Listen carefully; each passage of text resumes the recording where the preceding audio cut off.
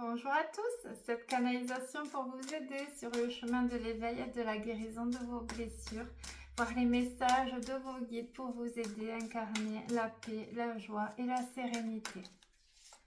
Nous avons le monde subtil. Les guides vous demandent de vous connecter un peu plus à ce monde subtil, donc de faire les prières, les canalisations, les méditations, pour venir vous connecter à votre ange gardien, à vos guides, à vos ancêtres, au maître ascensionné. Le monde subtil vous guide de par des synchronicités, des ressentis, des nouvelles idées, des perceptions plus fines vraiment. Donc là, on vous demande d'aller plus loin dans cette communication avec le monde subtil. Donc montez en fréquence, essayez de monter votre taux vibratoire puisque eux sont dans l'amour inconditionnel et doivent baisser leur vibration pour pouvoir communiquer avec nous. Là, ils nous demandent vraiment de monter le taux vibratoire pour pouvoir vous transmettre les messages dont vous avez besoin pour la guidance intérieure. Le rejet, donc là on me parle d'une blessure de rejet qui est prête à être transmutée. Donc la blessure du rejet, c'est lié à votre père si vous êtes un homme et c'est lié à votre mère si vous êtes une femme. La blessure du rejet vous fait croire que vous ne méritez pas d'exister, que vous n'êtes pas quelqu'un de bien, vous vous rejetez, il y a vraiment un rejet de soi. Donc là, vous êtes prêt à affronter les émotions puisque la blessure du rejet vous maintient dans la non-acceptation et la fuite de vos émotions. Donc là, on vous demande d'aller affronter vos émotions pour pouvoir les mettre en lumière et vous libérer et ainsi vous retrouver dans un amour divin que vous méritez d'exister. C'est « je mérite de vivre » également. La persévérance, il y a eu beaucoup d'épreuves pour vous. Donc les épreuves sont là pour vous faire conscientiser vos forces, pour vous permettre d'évoluer au niveau de votre âme sacrée. Il y a ce message de vos guides d'accepter de comprendre l'enseignement à travers ces épreuves de vie et surtout de comprendre que maintenant vous avez cette résilience qui vous permet de réussir votre mission de vie, d'incarner réellement l'être de lumière que vous êtes. La prise de responsabilité. Donc là, on vous demande de sortir de la case de victime, d'arrêter d'accuser l'injustice ou les personnes, de venir mettre en lumière votre pouvoir intérieur et d'arrêter de vous positionner en victime pour pouvoir reprendre votre vie en main. Donc il y a ce mouvement de venir vous secouer, vos guides vraiment vous disent c'est bon, maintenant tu as assez souffert, tu te maintiens, tu alimentes cette souffrance, là tu peux mettre en place des choses pour essayer de te responsabiliser, d'amener des petits changements dans ta vie pour te sortir peu à peu de ta zone de confort, pour pouvoir réellement trouver les miracles, puisque les miracles se trouvent hors zone de confort. Là, vos guides vous poussent sur cette prise de responsabilité. Arrêtez de subir aussi ce que les autres vous font subir. Peut-être que vous avez quelqu'un autour de vous qui vous charge et vous subissez parce qu'on vous met le fardeau. Vous devez tout porter, tout gérer. Et là, il y a cette ouverture d'esprit, cette prise de conscience, c'est que vous conscientisez que ça ne vous appartient pas et c'est que vous devez aussi avoir la responsabilité de vous sortir de ce bloc de sacrifice et de soumission. Voilà les messages de vos guides. Et sur le plan familial, regardez. Là, on parle de tout ça, le fardeau, le poids familial. Donc, quelle est cette blessure familiale que je porte et qui m'empêche d'être réellement dans mon ascension spirituelle, dans l'accomplissement? Quelle est la blessure? Donc là, vous pouvez libérer les mémoires transgénérationnelles avec des méditations ou des soins. Vous pouvez identifier les deux blessures et pouvoir remettre en lumière, confier. Il y a vraiment cette libération du poids familial ou ce sacrifice lié à une famille. C'est-à-dire si vous êtes en séparation, est-ce que vous avez la culpabilité d'avoir fait subir une séparation à vos enfants ou vos parents? Peut-être, ah mais non, on est issu d'une famille catho, on peut pas divorcer, c'est mal de divorcer, si tu divorces, tu iras en enfer. Il y a cette notion de légitimité au bonheur et votre blessure familiale vous maintient dans cette non-acceptation de sortir du monde. Il y a un éveil de conscience là-dessus. Donc, quel est le schéma familial ou la blessure familiale ou quelqu'un de ma famille qui me maintient dans un schéma toxique, qui me bloque dans mon accomplissement et dans ma prise de responsabilité? On me parle de résilience, ça y est, vous êtes fort et courageux, vous avez compris les enseignements des épreuves et vous mettez de l'or dans vos cicatrices, ça y est. On cicatrise les plaies les plus profondes, c'est les messages de vos guides. Enfin, après tant d'années de souffrance et de douleur, d'épreuves, d'obstacles, ça y est, vous avez réellement la résilience, vous commencez à mettre de l'or dans vos blessures pour devenir une œuvre d'art à vous seul. Donc, quelle est la blessure qui est encore ouverte, sur laquelle je dois mettre de l'amour et de la lumière, puisqu'on se guérit en mettant de l'amour pour soi. Donc, est-ce que j'ai une culpabilité? Est-ce que je dois me pardonner? Est-ce que j'ai de la colère et je dois libérer une blessure d'injustice? Ce que je n'accepte pas me crée l'ouverture de cette cicatrice.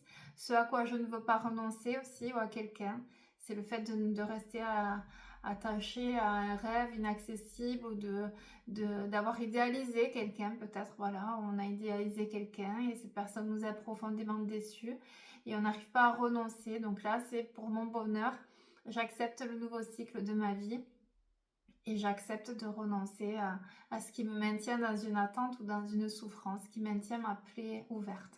C'est à vous de trouver votre résilience pour pouvoir vous libérer de la tristesse qui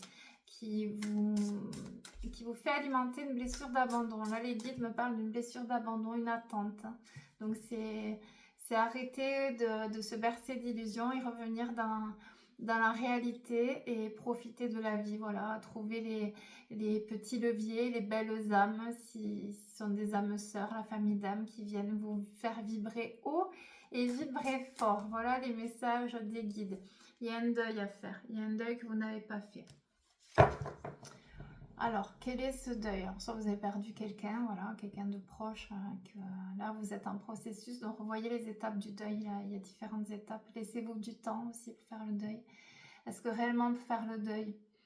Ça, c'est la grande question. Je pense que l'empreinte, elle y est toujours quand on perd quelqu'un de cher, quelqu'un qui nous aimait beaucoup, quelqu'un voilà, qui avait un lien d'âme. Donc, il y a l'empreinte de cette douleur, mais l'empreinte de cette douleur fait aussi passer la lumière. C'est ce que je dis, il faut qu'il y ait un impact dans le cœur pour que la lumière passe.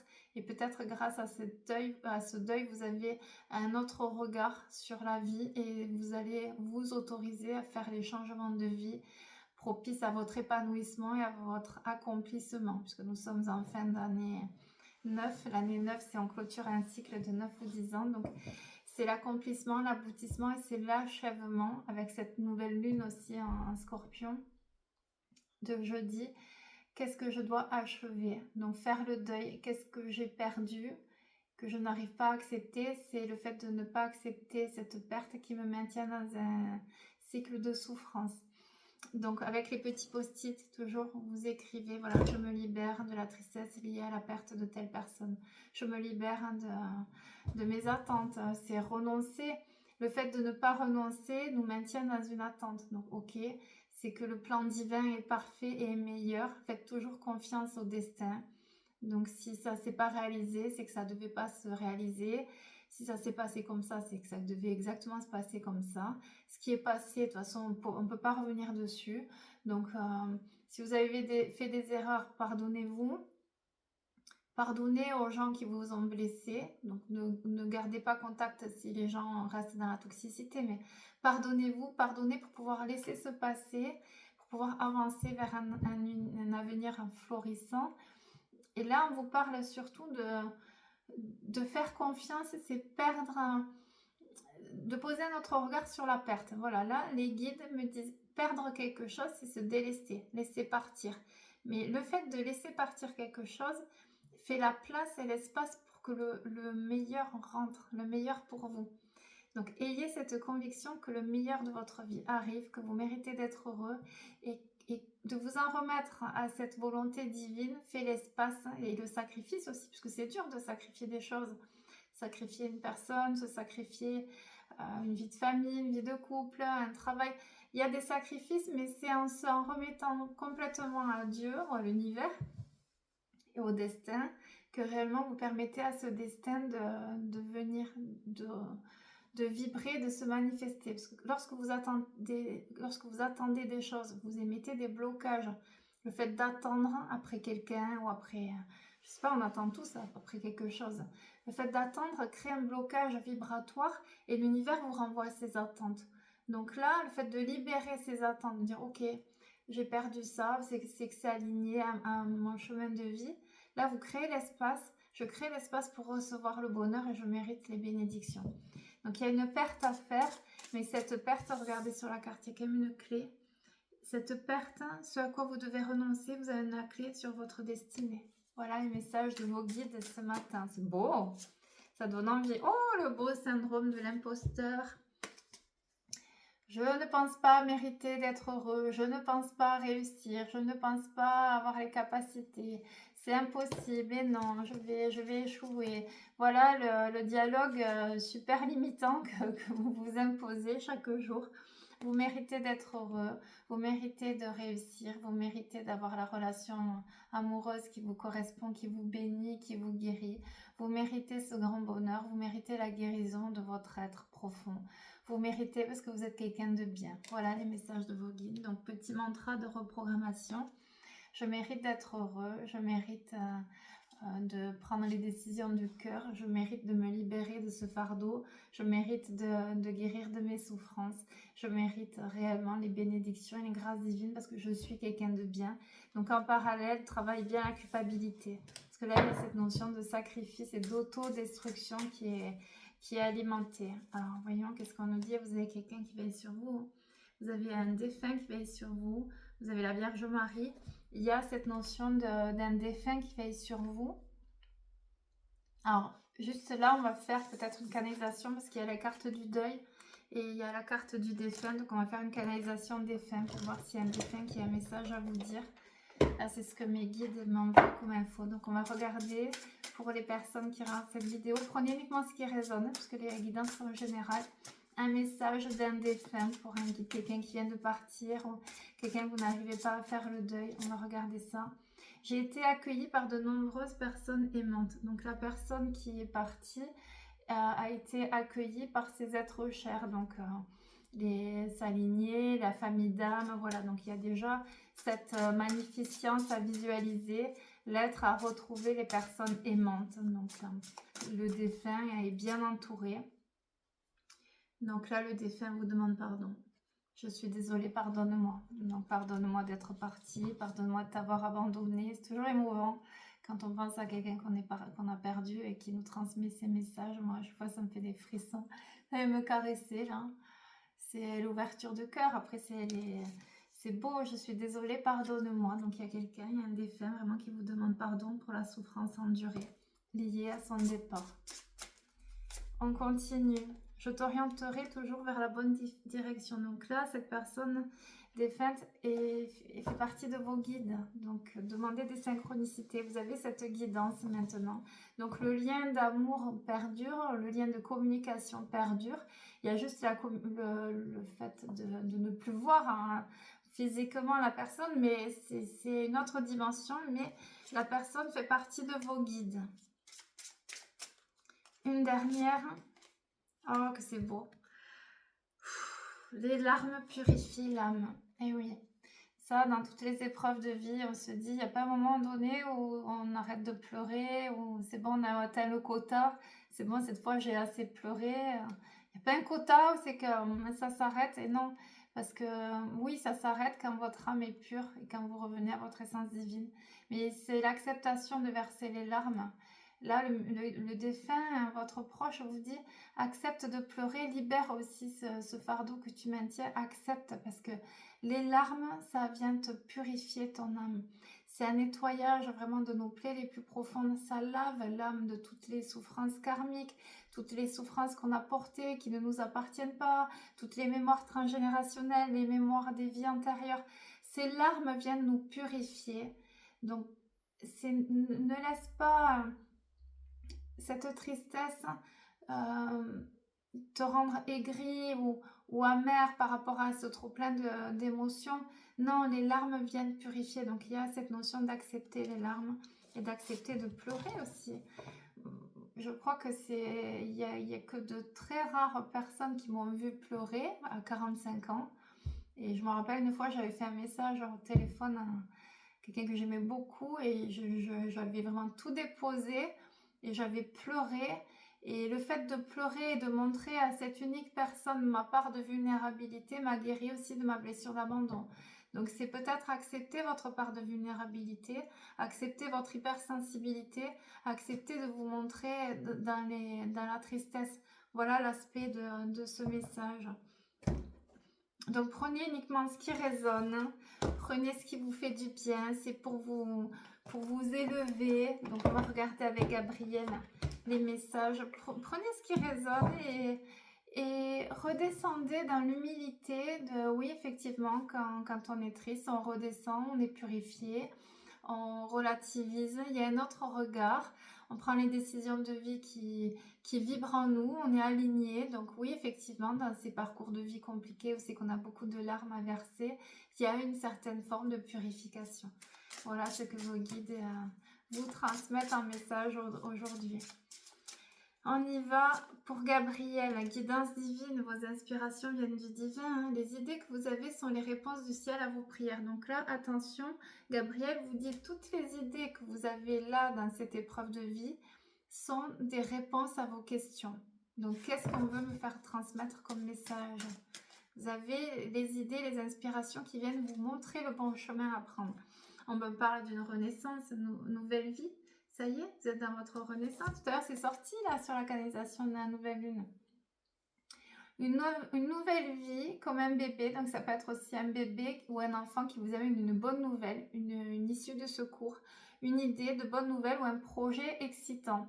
Donc il y a cette renaissance. Voilà, il y a quelque chose ou quelqu'un qui vient vous sortir de ses larmes et qui vous propulse dans quelque chose qui vous passionne, vous fait vibrer, vous guérit et vous fait renaître. La renaissance à soi. Regardez. Continue avec Gabriel. Méritez. Vous méritez d'être heureux. C'est en lien avec la carte de l'imposteur. Hein. Regardez les guides aujourd'hui. Vous méritez d'être heureux et ça y est, comme tous les enfants de Dieu, vous méritez le bonheur, la santé et l'amour. Donc là, vous méritez d'être heureux. Vous méritez. Donc, nouveau mantra. Là, c'est Gabriel qui vous dit tu mérites et tu vas recevoir. Autorise-toi à recevoir parce que ça y est, il y a une ère de métamorphose et de bénédiction. Donc, c'est tu mérites d'être heureux. Tu mérites d'être heureux. Et là, vous pouvez vous répéter ça pendant quelques semaines. Je mérite d'être heureux. Réellement, c'est les guides. C'est pas moi qui vous le dis. Moi, je vous le dis en consultation, mais je vous le dis à travers les messages, les canalisations. Les canalisations, c'est je me mets en canalisation et je transmets. Donc, c'est pas moi, c'est les guides parce qu'ils vous aiment. Vous méritez d'être heureux. Et vous recevez la santé, la guérison et le bonheur et l'amour. Nouveau projet, regardez là comme ils vous mettent un petit coup de pied au derrière, là, les guides. Hop, ça y est, nouveau projet, nouvelle vie, comme un nouveau-né transforme votre vie. Il y a quelque chose qui rentre dans votre vie et qui vient vous donner l'élan, l'envol. Vous voyez, on parlait de l'envol de l'être tout à l'heure. Vos actions transforment vos idées en réalité. Donc là, il vous pousse dans vos derniers retranchements. Et là, Gabriel vous dit, c'est toi qui as la clé de cette transformation. Ça viendra de toi. C'est toi, c'est tes actions. Les actions que tu mets en place qui vont te faire accéder à ta renaissance, à ce nouveau projet de vie, à la nouvelle version de toi-même et surtout à ton accomplissement, à ton bonheur. Donc, qu'est-ce que je mets en place moi? Donc, c'est pour vous montrer ce dont vous êtes capable. Quand ils vous poussent comme ça, les guides, c'est réellement, est-ce que je suis capable? Vous serez fiers de vous. On me dit, voilà, vous pourrez voir ce dont vous êtes capable d'accomplir une fois que vous l'aurez accompli. Donc, j'ai la clé à l'intérieur pour ce nouveau projet. De toute façon, on le sait, ce qui nous fait vibrer. Même si on n'en parle à personne, on sait ce qu'on a envie de vivre, d'incarner. Un nouveau projet, un rêve. On le sait puisqu'on est inspiré par le divin. Donc, les idées, nos inspirations sont là pour nous montrer le bon chemin. Une mission de vie réussie, c'est quand on écoute son cœur et quand on va vers ce qui nous fait vibrer, ce qui nous passionne. Donc là, on vous dit, tu as la clé pour venir accomplir ce dont tu rêves, ce qui te fait vibrer. Et là, on dit, attention, accordez de l'importance à vos rêves. Alors, surtout là, sur cette fin d'année, là, on télécharge des codes de lumière très puissants. Les rêves sont libérateurs. Alors, soit on libère des vieux schémas d'autodestruction, soit vous pouvez avoir, si vous êtes dans les dernières incarnations, des rêves présents. C'est qu'il y a deux âmes qui font le même rêve en même temps. Moi, j'en ai eu un là avec un lien d'âme où c'est que je voyais cette personne pleurer, pleurer, pleurer il y a quelques jours là. Alors, j'ai tout confié, mais il y a cette notion de venir vous transmettre des messages à travers vos rêves. Donc, soit de purification, soit de bénédiction. Donc, avant de vous endormir, vous pouvez poser l'intention à vos guides. Merci mes guides de m'envoyer les messages à travers mes rêves. Et le rêve que vous allez faire avant de vous réveiller le matin, c'est le rêve qui porte le message. Donc, si vous avez rêvé d'arc-en-ciel, quand vous vous réveillez, vous regardez signification rêve arc-en-ciel, renaissance. Voilà, et ça fonctionne pour tout. Les rêves, le monde onirique, c'est la symbolique. Donc, si vous rêvez de papillon, c'est la transformation. Si vous verrez de rat, c'est soit la trahison, soit la chance. Donc, à vous de voir. Blessure de trahison à transmuter pour m'amener une chance. Hop, on continue. Ah, ouvrez votre cœur à l'amour. Regardez là les messages de vos guides. Ouvrez votre cœur à l'amour. Donc, est-ce que j'ai mon cœur qui est brisé? Est-ce que j'ai mon cœur qui a peur de souffrir à nouveau? Est-ce que vraiment je laisse quelqu'un m'aimer? Est-ce que je m'autorise à aimer? Quand on a beaucoup souffert, il faut que vraiment la personne en face soit dans la lumière. Donc, est-ce que je m'autorise à recevoir une personne lumineuse pour me guérir et pour la guérir aussi? Là, on parle de relations sacrées. Ouvrez votre cœur à l'amour, c'est de façon générale. Vous pouvez vous lier un peu plus aux autres. Est-ce que je suis renfermée? Est-ce que je me coupe du monde? Est-ce que je suis dans mes carapaces de protection?